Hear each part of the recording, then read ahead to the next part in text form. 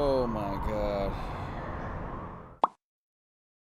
Ladies and gentlemen, is the Subaru BRZ the best daily driven sports car on the market today? We have a 2022 model here to review to give you all the answers. And the three big categories we're going to be looking at are, is it fun to drive? Can you put a little bit of groceries in the back? And can you handle it for a long road trip? If it can answer all three of those questions correctly, it is a perfect daily driven sports car. I've always felt like the headlights of cars are almost like the eyes. Subaru did a good job giving these more of an aggressive feel. They slanted them down and in. They did the same thing with the bumper. They gave it that big mouth now and slanted everything down. Does the extra bit of nose look good on the car? That's up to your personal opinion. I don't love it so much because it feels like the car has this huge gaping smile all the time. But as an overall design, you can definitely give them credit for trying to make the car look more aggressive. As you move down to the side of the car, you'll see these massive air vents behind the front wheels that are actual real vents and push air down the side of the cars. They're slotted, you can see where the air would pass through, unlike our friends with the new Toyota Supra and all of its fake air vents. Past the front air vents, you get these really nice long side skirt that cuts up into the rear wheels. It looks great and looks very sporty. The new Subaru BRZ and the Toyota 86 have 17 and 18-inch wheels respectively. Although most cars, when you buy the premium model, you get a different type of wheel. Subaru and Toyota kept the same wheel, it's just different sizes. So the two different specs of this car are hard to tell apart when side by side because the only difference is the 1-inch diameter in wheels. Another little thing they did with the BRZs and 86s is they gave the roof the W shape.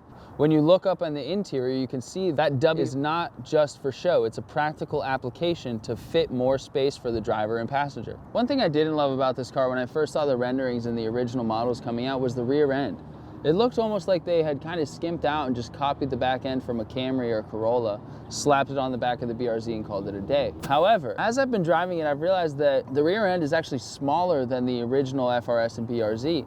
You can tell just looking at the lines of the car that the back end kind of tucks in on the edges, riding the body line all the way from the side skirts, which is overall just great car design if they kept the body line the same all the way down to the rear end of the car. That tight curve in the design also translates when you're driving the car. The rear end of this car feels closer to you and tighter and smoother and safer and smaller and more sporty, keeping in line with everything Subaru and Toyota are trying to do with the next generation of this car. Another thing they kept from the original FRS and BRZ is this huge, massive rear diffuser with the dual exhaust coming out the back. Looks crazy, looks aggressive, but definitely screams sports car as it's coming down the road.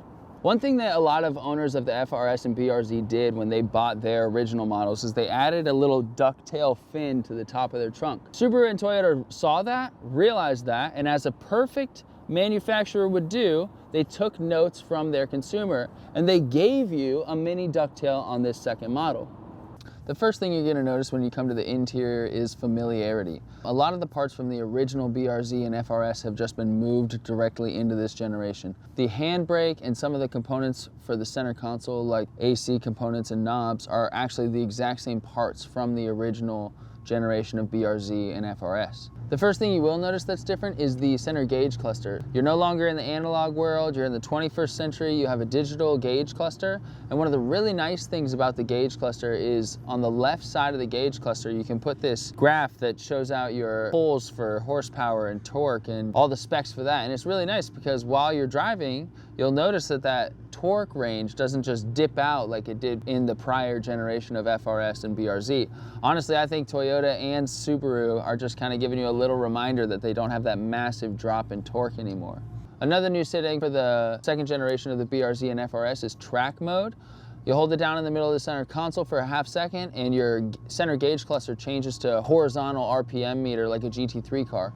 One really weird downside to track mode is the moment you turn it on, traction control comes off. There's no way to run track mode and keep traction control on, which is kind of nice for some people who might be new to driving on the track or new to doing autocross or anything along those lines. Because this car was built with Toyota, you also get Toyota quality. And Toyota quality lasts decades, okay? When you get in this car, you like touch all the air vents, all the plastic, all the components, the steering wheel. You can tell everything's been made really well, and these parts are gonna last a really long time. The second big change you'll notice on the interior of the car is the fact you have a screen for your center console. And you can do all the regular Subaru things to do, so you can put in birthdays and anniversaries, and your car will kindly remind you of all of your upcoming birthdays and anniversaries. Thanks for owning a Subaru. The arms support system though in the BRZ is kind of interesting. Sam was driving in it last night and he's a little bit of a taller guy. And as you notice, one of the cup holders is in the center console. And so if you have it closed, every time your elbow bumps into the opening system for the center console, it just wiggles and bounces and it doesn't feel safe or firm while you're like running through gears. Your left arm will be perched nicely on the very top edge of this door. And so your right arm's down in that hole and left arm's up on the door. And this is how you drive in the new BRZ and FRS. Call it the Scarecrow. It is mad uncomfortable. Subaru gave you some really nice cup holders in the door. They're actually pretty big and they can hold like one of your larger water bottles, maybe like one that you could take on a hike. But they did that because the ones in the center console are absolutely useless. They knew what was gonna happen because the moment you run your elbow back to hit second, fourth, or sixth gear, your elbow just drops right into the center console hole. So if you have a cup there, you're gonna elbow it every single time. You're gonna spill half your drink before you even get home and you're gonna stain your carpet. So you're definitely only limited to the 2 cup holders that they designed in the door. Some more inconveniences in the BRZ is the turn signal. I don't know who thought about it or who didn't think about it on the design team and the engineering team, but it's the type of turn signal that you like lock it down and then the turn signal comes back to center and now your turn signal is just on for all of eternity.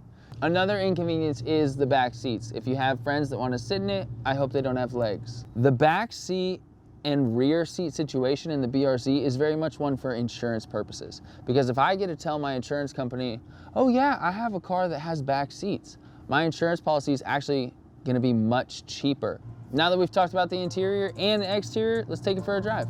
All right, so driving the Subaru BRZ. First thing you notice when you get in the car is like the massive windshield at the front of the car. I know the rear pillars are way too thick and way too heavy, but they did a great job compensating with a great front windshield. Really appreciate it as a driver. Really see how that could benefit someone on a track or on an autocross. The second thing Subaru did to improve the car was give it more power, baby, more power. Shout out to Donut Media. More power. The old 2.4 liter flat 4 gave 230 horsepower. The new, bigger 2.4 liter flat 4 gives you 230 horsepower with the same weight, around 2,800 pounds. The new one weighing just 20 pounds more. There's 15% more horsepower and 20% more torque in the new BRZ. 0 to 60 is still 6 seconds. And one really critical thing that they fixed from the old BRZ was the middle of the engine rev range, having this huge drop off, this massive drop off in torque, which honestly made the car just kind of lag in gears like 3-4. And those are right where you want to do long pulls and kind of just makes the car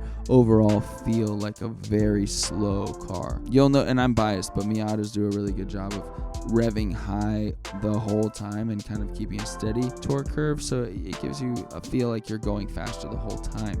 I know Golf GTIs do that really well too. The really good piece of news for car enthusiasts is that 85% of old BRZs were ordered in a manual transmission. They updated it from the last one to give you a more direct feel with the shift knob as you're moving through gears as a manual transmission experience, which I'm really glad we got to have. I really enjoyed it. And they give you a limited slip in the rear end. So all in all, I think the transmission was just amazing. The suspension and the steering had the exact same problem. They were way too tight. Now, the steering you can kind of argue, but it is electric steering, so why does the electric steering have to be so tight? Can't you have separate modes, Subaru and Toyota? Really, Subaru in this scenario? Can't you have separate modes where your electric steering adjusts a little bit so that when I'm daily driving this car, as many people who buy it are going to do, I don't feel like I'm breaking my neck just going through traffic in a straight line, mind you. Little tweaks in the steering wheel make this car feel like you're about to snap your neck off. It feels great in corners. Let's pause. It feels great in corners. It feels horrendous when you're daily driving it. The suspension is in the same category. They did a great job. They lowered the center of gravity in the new BRZ, so you sit lower than you did in the original BRZ. It's tough to talk about the suspension because I know they wanted to give you a really tight suspension to make the car feel sporty, make it handle well on the track. For day to day though, I mean, it's tough. You're only spending $31,000. You can't get everything covered in gold. I mean, I think the suspension is good for what you pay.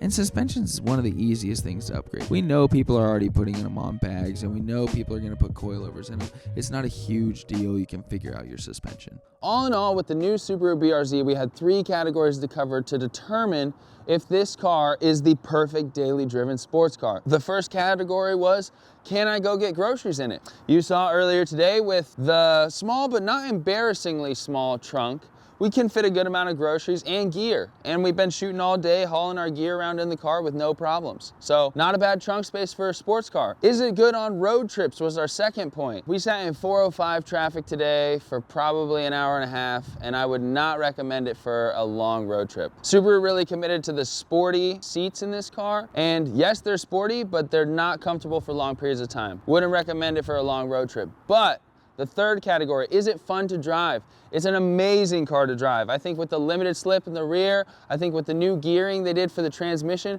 and I think with that little bit extra power they gave the engine, it's a great car to begin racing with. It's a great car to start doing time trials with. It's a great car to do autocross in. Anything that you want to start getting into racing-wise and performance-wise, I think for $31K in the current market, it's a perfect car. Perfect price tag. At Jax, we definitely recommend the new Subaru BRZ. Thank you so much for watching. We'll catch you on the next one.